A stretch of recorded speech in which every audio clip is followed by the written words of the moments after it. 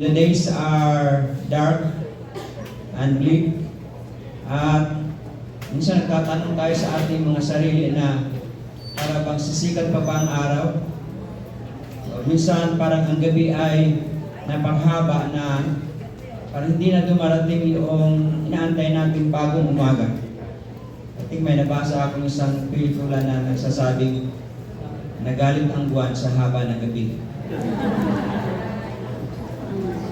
Pag tayo tinatanong, kumusta? Nasabi natin, okay, ayos naman, ayos lang. Sabihin, kumusta ka? No, I'm fine, I'm good. Ang totoo lang, hindi naman tayo okay. Kumbaga, dumadanas tayo ng mga matinding kahirapan sa ating buhay. Okay, mayroon tayong mga pinagdadaanan o kaya mayroon tayong naramdamang mga physical na karamdaman o kaya we are not well emotionally. At tayo ay we go through some fiery trials and we say I'm fine, but sa katotohanan ay hindi yung ating naramdaman. Sabi nga sa kabila ng mga ngiti ay may nakatagong lungkot. Sa kabila ng tawa at saya ay may mga kalungkutan tayong naramdaman sa dahilan ng mga naranas nating kabiguan. So there are times when we are heartbroken. Lagi ko nababanggit na minsan pag tayo ay puso natin ay nabagbag, hindi lamang nahati ito sa dalawa. Pakiramdam natin ay it has been broken into 1,000 pieces. Kumbaga, parang pakiramdam natin ay pira-piraso, no? Pero ang sabi sa Psalms chapter 34 verse 18, the Lord is nigh unto them that are of a broken heart, and saveth such be of a contrite spirit. Na ang Diyos ay malapit sa kanilang mayroong bagbag na puso at iniligtas niya yaong mayroong nagsisising diwa. Sa isang pagkasalin yung contrite spirit ay it speaks of whose spirits are crushed.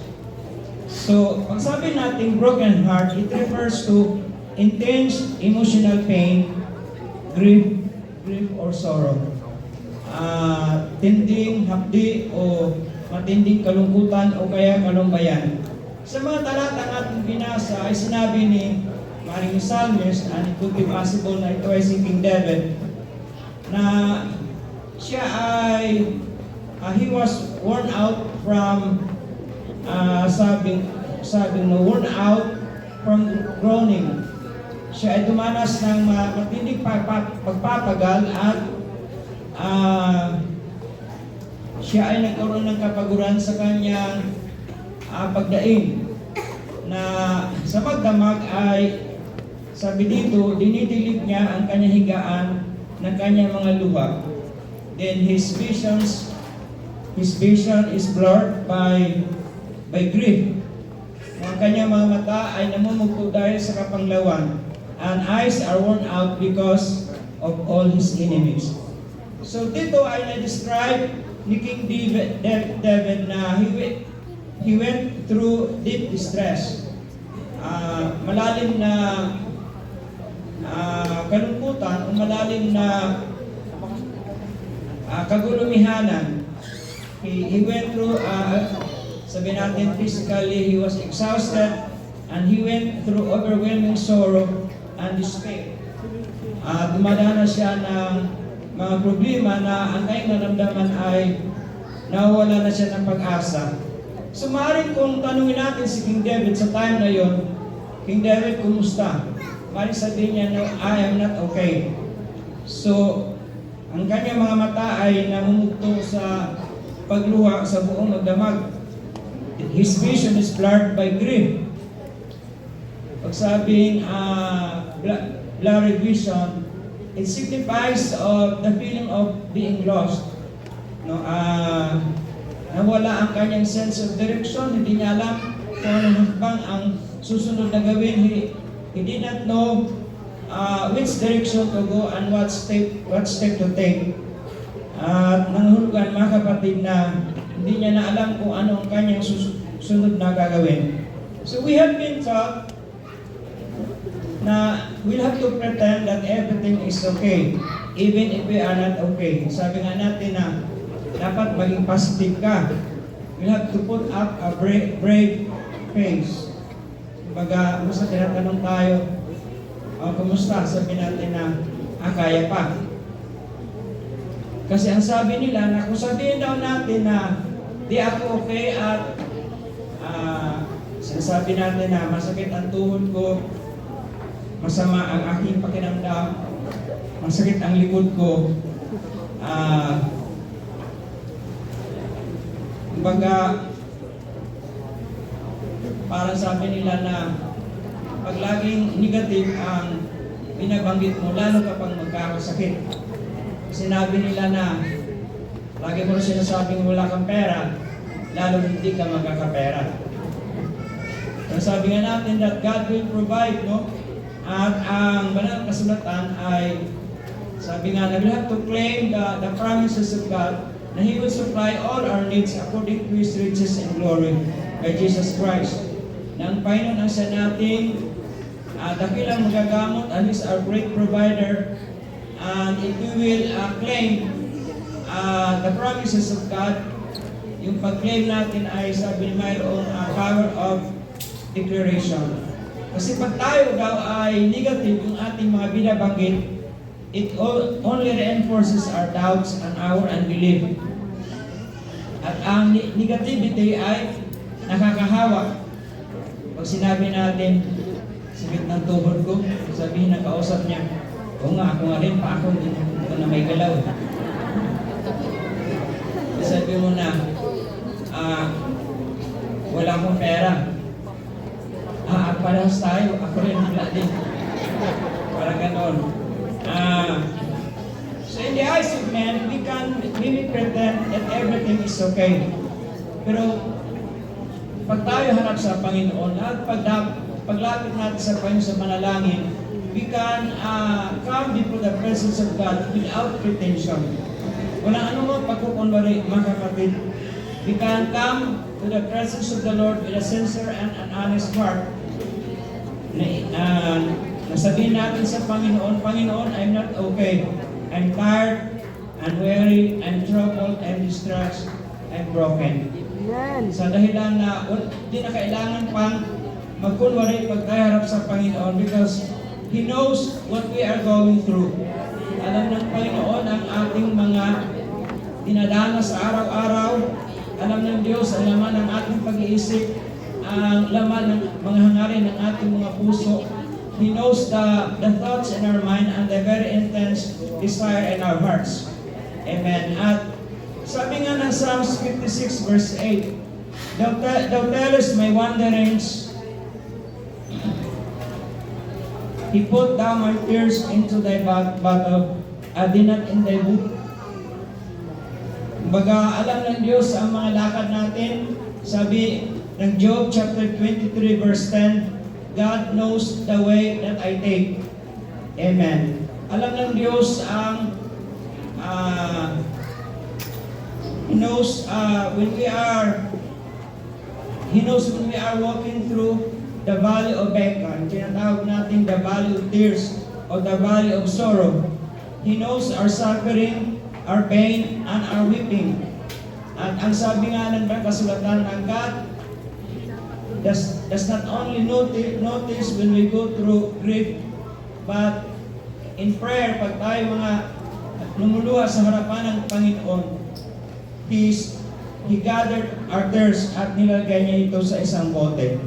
At ang ating mga luha ay nilagay ng Panginoon sa kanyang book of remembrance. Praise God. At He placed them in His memories, a book of remembrance. So, there is no prayer that will go unheard before God. Lagi nating binabanggit na ang pangako ng Panginoon, call unto me and I will answer thee, and show thee great and mighty things which thou knowest, that thou knowest not. At ang sabi ng mga kasulatan na pag tayo tatawag sa Kanya, siya ay tutugon at minsan sinasabi pa lang natin ang ating mga kahilingan sa Panginoon, siya ay siya ay tumutugon na. And there are problems. Pero nga ang sabi na kahit na yung ating mga panalangin ay mga groanings o kaya mga ungol na di natin kayang bagitin sa ating mga labi ang mga salitang magpapahayag ng ating pangailangan. But theirs is a language that God understands. Amen. Praise God. And it has been said that the most powerful prayer are prayers of people whose hearts have been broken. Amen. At sabi nga, the fervent prayer of a righteous man availeth much. Praise God. So alam ng Diyos yung ating mga kapaguran. Alam ng Diyos ang ating mga pagpapagal.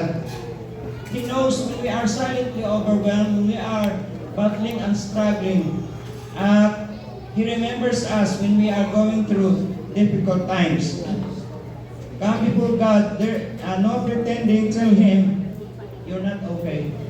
Kung sa harap ng Panginoon ay hindi na natin kailangan pang magpunwari. Sabihin natin, Panginoon, alam mo ang aking naramdaman. I am not okay. So, sa Psalms 107, verses 23 to 30. Dito mga kapatid ay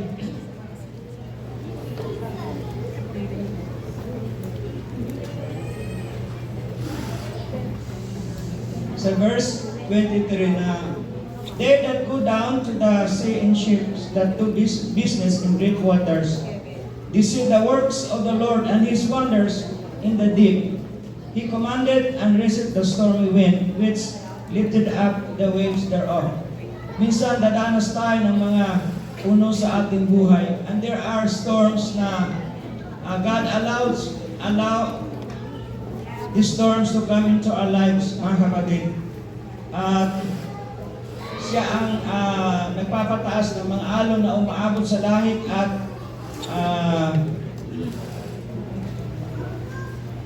they mount up to the heaven and go down again to the depths. Their soul is melted because of trouble.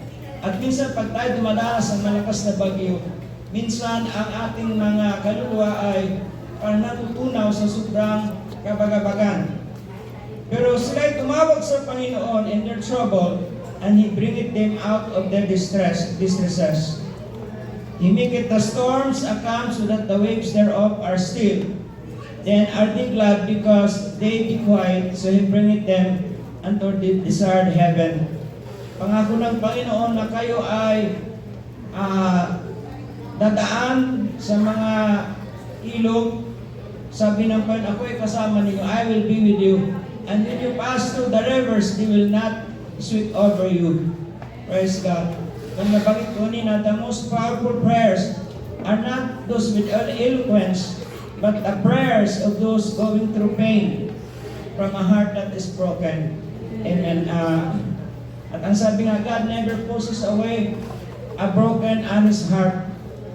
He draws near it. At ang Panginoon ay malapit sa kanila na ang kanilang mga puso ay nabagbag at ang kanilang mga spirits are crushed. Praise God. Sa talatang ating binasa, sinabi ni Haring David na, Why art thou cast down, O my soul? Cast down ay parang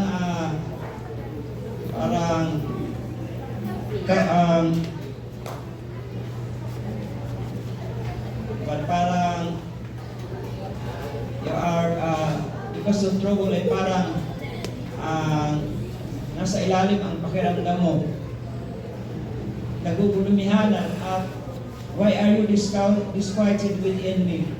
Hope in God, for I shall yet praise Him who is the health of my countenance and my God. So sa talatang ito, si Haring David ay nakaramdam ng feeling of despair and feeling of hopelessness, na nagkawalang pag-asa sa gitna ng kapigatian, sa gitna ng kalumbayan at kabagabagan. Pero ang sabi niya na, bakit ka, ba't ka, bakit ka manglulupay-pay? Ilagay mo ang iyong pag-asa sa Diyos. Amen. Praise God. When we hope in God, it is allowing God to step in your circumstances. Ito ay pagsuko sa Panginoon ng lahat ng ating mga kayanan at sabihin natin, Lord, it's not what I can do, but what you can do for me. It is not by my strength or my abilities, but it is by your power. Amen. Praise God. Hallelujah. When everything is surrendered to the Lord, He will heal, He will provide, He will give us peace in time of our storms, and He can give peace in our heart and in our troubled mind. Praise God. So, sabi nga, if we will only do things on our own, it leads to frustrations and disappointments. Praise God. But if we will allow God to work in our lives, mga kapatid, God will work everything out for our good. Praise God. So Lamentation chapter 3 verse 19 to 20. Si Prophet Jeremiah also poured out his emotions to God. Sabi niya sa Panginoon, remember my afflictions. Panginoon, alalahanin mo ang aking mga kagulumihanan at mga dinanas kong mga kapaitan, bitterness o dagal. My soul is downcast within me. Verse 21 to 22, but this I call to mind, therefore I have hope. Amen. Na kung aking malaala ang mga bagay na ito na inaalala mo ako sa aking mga kabigatian, ako ay magkakaroon ng pag-asa because the steadfast love of the Lord never ceases and His compassions fail not. They are new every morning. Great is thy faithfulness. Amen. Praise God. When we will go through some kind of affliction, ilagay natin ang ating pag-asa sa Diyos, mga kapatid, sapagkat hindi nauubos ang pag-ibig ng Diyos. Walang katapusan ang pag-ibig ng Diyos. Ang kababaang loob ng Panginoon does not fail. At ang kahabagan ng Panginoon ni bawat umaga at dakila ang katapatan ng Diyos. Praise God. So when we are tired and weary going through afflictions, or when our hearts are broken, kailangan lang tayo na lumapit sa ating Panginoon before His presence with a sincere and honest heart. Sabihin natin, Lord, I am not okay. At ang Diyos ay malapit, ang Diyos ay nakikinig, ang Diyos ay nakakaunawa, at ang Diyos ay nagmamalasakit. Pag sabihin natin na, Lord, I am not okay. Sabihin ng Panginoon na, ako ay nandito, I am here with you. Sabihin natin, Lord, I'm not okay. I'm going through the valley of the shadow of death. Sabihin ng Panginoon, I am here, walking with you. Okay na dito nakasama mong lumalakad sa libis ng anino ng kamatayan. Then sabihin natin, Lord, I'm not okay. I am weak. Sabihin ng Panginoon na ang aking biyaya ay maging sapat sa iyo. Sapagkat sa iyong kahinaan, my strength is made perfect. Praise God. Minsan dumadanas tayo ng kawalan. Pero naroon ang pangako ng Panginoon na paunahin lamang natin ang kanyang kaharian at ang kanyang katwiran. Lahat ng mga bagay, daragdag niya sa atin. Minsan, sabihin natin sa Panginoon na, Lord, I'm not okay. I stumble and fall. Pero sabi ng Panginoon na ako ay nandito with ini-extend ko sa iyong aking kanang kamay ng katwiran upang ikaw ay aking itataas. Sabi natin, Lord, I'm not okay, I strayed. But ang sabi ng Panginoon, nandito ako at kung ikaw ay susunod lang sa akin, I will lead you one step at a time, just follow me. Amen. At pagsabi natin na para bang we go through times na we find ourselves helpless. Kasi pag sinabi natin, I'm not okay, it's a cry of someone needing help, someone needing support, someone needing encouragement or someone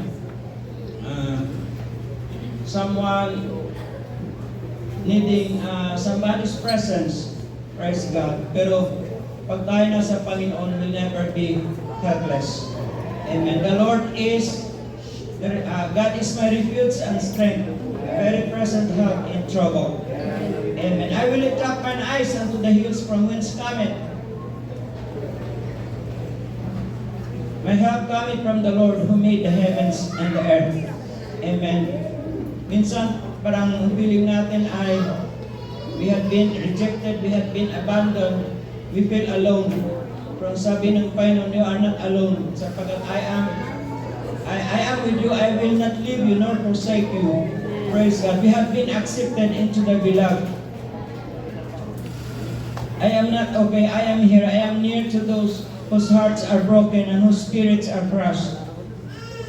God can restore, He can make us whole again. God can pick up all the broken pieces and make us whole again. Kailangan lamang natin ay umasa sa Diyos. Amen? We'll have to place our hope in God. Our hope is based on God's faithfulness. Amen? Nakabase sa katapatan ng Panginoon. Praise God. And He has never failed us yet. Lagi natin nababanggit na God has the ability to perform what He has promised. That what He has promised is able to perform. The foundation of our hope is God's faithfulness. Our confidence in the unseen is based on God's faithfulness. Pag ang pag-asa mo ay sa tao, magbibigo ka lang kasi minsan ang tao ay nangangako na gagawin ang isang bagay na higit sa kanyang makayanan. When time comes, hindi niya kayang gawin kung anong kanyang pinangako. And there are times na may mga tao talaga na paasa lang. Wala namang balak na yung mga pangako nila ay tuparin. But blessed is the man whose hope is in God. Mapalad ang tanang pag-asa ay sa Diyos. Praise God. Ang pag-asa natin ay ang Diyos, mga kapatid. We can find strength in our suffering and affliction.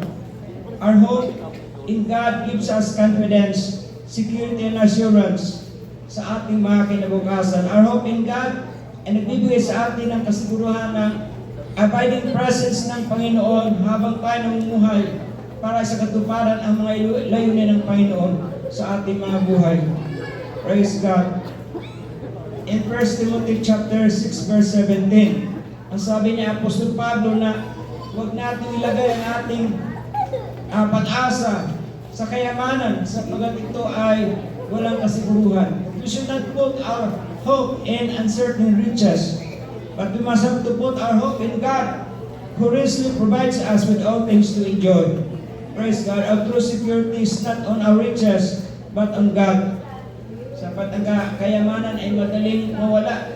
Sabi ni King Solomon na kayamanan ay nagkakapakpak at lumilipad palayo papunta sa langit. So our hope is a confident expectation that something good to happen in spite of adverse, difficult situation. All things work together for good to them that love God and who are called according to His purpose. Ang pangako ng Panginoon is the anchor of our soul. It keeps us steady and grounded, firm and secure. Amen. When everything seems be dark and bleak, hope says, hold on a little longer, because there is a coming of a new dawn. When we are feeling not okay, hope is telling us God is near you and help is already on the way. Praise God, hallelujah. Overwhelmed, we don't know what to do. May mga problema tayo, ang solusyon ay higit kaysa ating makayanang gawin o higit kaysa it's beyond our abilities to meet. Pero sabi nga, man's extremities is a birth canal for God's miracle. Yun ay opportunities kung paano ang Diyos ay magpapahayag ng kanyang kapangyarihan at kaluwalhatian sa ating kalagitnaan. Amen. Mahala natin si Joseph, mga kapatid. I believe his heart was broken noong siya ay kinaputan na kayo mga kapatid at tinapon doon sa isang tuyong balon. He was thrown into a pit. And his heart was broken mga kapatid when his brothers hated him and he felt a sense of rejection. His heart was broken when he was sold as Potiphar mga kapatid. Potiphar's wife tried to seduce him. Ang sabi niya, how can I do this thing which is against God? Amen. Kung tanongin natin si Joseph mga kapatid sa kanyang mga kananasan at sa kanyang katayuan bilang isang alipin sa sambahan ni Potiphar, Joseph, kumusta na? Siguro sabi niya, I'm not okay. Pero mga kapatid, when we feel rejected, abandoned by our loved ones, and we feel that we are not okay, just continue to do what is right before God. Patuloy lamang tayo gumawa kung anong tama sa harapan ng Panginoon. Amen. Gawin lamang patuloy natin ang mga bagay na sa Diyos ay nakapagbibigay kaluhuran. Just continue to do things which pleases the Lord. In pain, in suffering, when people treat you badly, just continue to live for God. Gawin lamang natin pamatayin ang salita ng Panginoon. Manatiling matapat sa paglilingkod sa Diyos. Amen. Praise God. Hallelujah. Sabi nga ni King David sa key verses natin, because yet will I praise Him. Amen. Just continue to praise the Lord when you don't feel okay. Amen. Worship God through pain, physically or emotionally. Just pray, continue praying even when you don't feel like it. Mga kapatid, come to church even when you're tired and weary and you are heavy-laden. Mga kapatid, in spite of frustrations and difficult situations, just continue to do the will of God sa ating buhay. Amen. Praise God. Nung si Job nawala sa kanyang lahat ng mga bagay, ang sabi niya na the Lord give it and the Lord take it away. Blessed be the name of the Lord. Praise God. Job was saying, I am not okay, yet will I continue to praise the Lord. Praise God. Hallelujah. Si Paul at si Silas, mga kapatid, they were chained. They were placed in an inner prison. Sila yung mga inagupit. Pero sa ating gabi, they prayed and sang praises to the Lord. Amen. Praise God. Even if you don't feel okay, just come to the presence of God to worship Him. Amen. Because our worship does not depend on our circumstances. It depends on who God is, God ang Diyos. Amen. Pero dapat na ibalik natin sa Kanya ating mga pagsamba at mga pagpupuri. Because God is worthy to be praised regardless of how we feel. In sickness or in health, in adversity or prosperity. Amen. Tayo ay tinawag ng Panginoon para siya ating sabahin. And Joseph was eventually, he was put in prison but eventually became the minister of Egypt, second in authority to Pharaoh. So Genesis chapter 50 verse 20, nung siya nagpakilala na siya sa kanyang mga kapatid, sabi niya, ang ginawa niyong masama, ang inisip niya ay gawa ako ng masama. Pero, ginamit ito ng Panginoon para ito gawing mabuti para sa akin. Ye thought evil against me, but God meant it unto good to bring to pass as it is this day to save much people. Praise God. So we are serving a God na lagi nga natin nababanggit na He can turn our situations around. Praise God. He can turn our sorrow into joy. He can turn our mourning into rejoicing. He can turn our problems, mga impossibilities, mga kapatid, into having miraculous solutions. He can turn our weakness into strength. He can give us peace when troubled. He can calm the storms in our lives because the wind and the waves obey His voice. He can change our despair into hope. Kayang baguhin ng Panginoon na ating kawalang pag-asa tungo sa isang panibagong buhay na pag-asa. He can turn our rejection into divine favor and approval. He can turn our adversities to abundance. He can turn our trials into triumphs, our defeat into victory, our heartbreaks into our greatest victory, our impossibilities to great miracles. Because we are serving a God who is able to do exceedingly abundantly above all what we can ask or think. That's how great and powerful our God is. And He is the God who says, I am near to them with a broken heart and with a crushed spirit. Amen. Siya ay malapit sa may mga bagbag na puso at whose spirit is crushed. Sabi ng Panginoon Jesus sa Matthew 11:28, Come unto me, all ye that labor and are heavy laden, and I will give you rest. Lumapit kayo sa aking mga nagpapagal at nabibigyan ng lupa, at kayo bibigyan ko ng kapahingahan. Amen. Sabi ni Peter, mga kapatid, 1 Peter chapter 5, verse 7, Cast all your cares upon Him, for He careth for you. Amen. Minsan sabihin natin sa Panginoon, Lord, I'm not okay. I have so many worries sa ating buhay. But we have to cast all our cares, our worries sa Panginoon, sapagkat siya ay nagmamalasakit sa atin. Amen.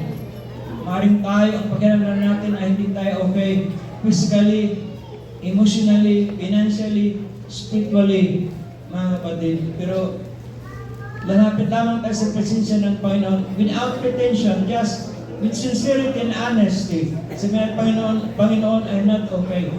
Pero ang lahat ng katugunan ng aking mga pangailangan ay sa iyong presensya kung masukungan.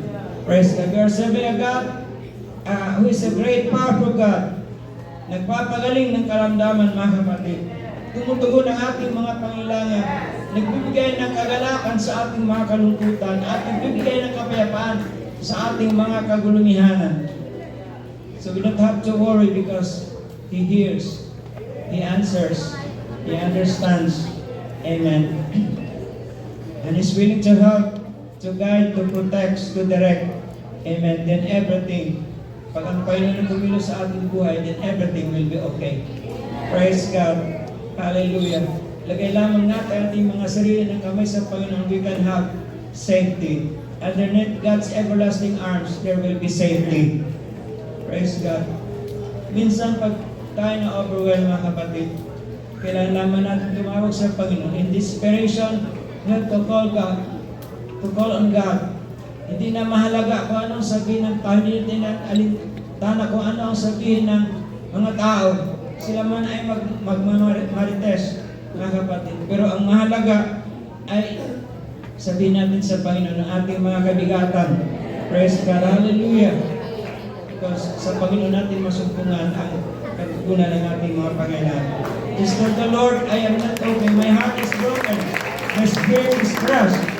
And God, with a sincere heart, an honest heart, Panginoon, I come before your presence, and I know you, nandiyan ka, Panginoon, para katagpuin anumang pangailangan ng aking puso.